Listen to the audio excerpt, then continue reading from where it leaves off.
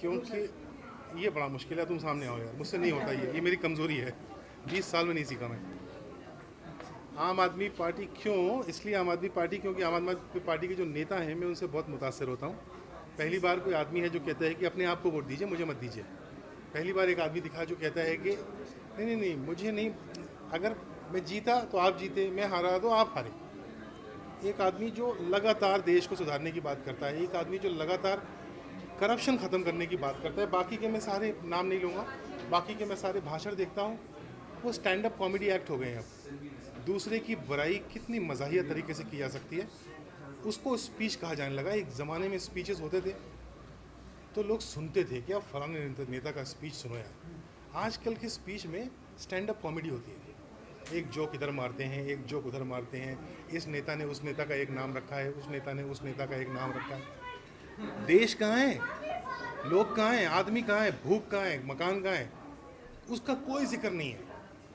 2 घंटे के भाषण में से 1 घंटा 55 मिनट दूसरे की बुराई होती है, 5 मिनट अपनी तारीफ होती है, अपने घर चले जाते हैं। ये नेता मुझे ऐसा दिखता है जो मेरी बात करता है, देश की बात करता है, सड़कों की बात करता है, खाने की बात करता है और गरीबों की बात करता है।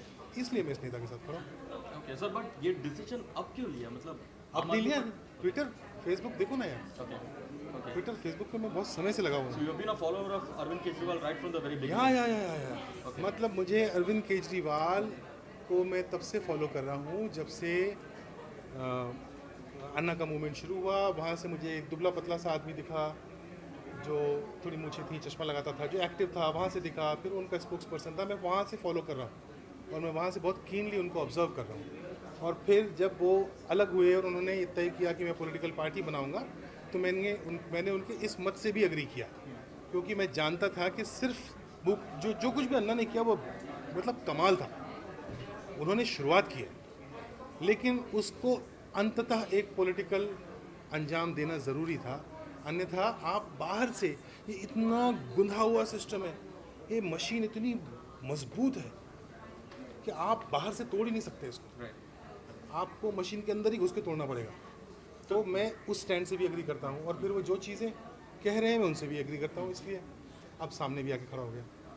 Sir with great power comes great responsibility. ये गारंटी क्या है कि अरविंद के पास पावर आने के बाद he will not be corrupt, he will be man with clean hands? Guarantee क्या है कि तुम ये इंटरव्यू लेके ऑफिस तक पहुँचोगे?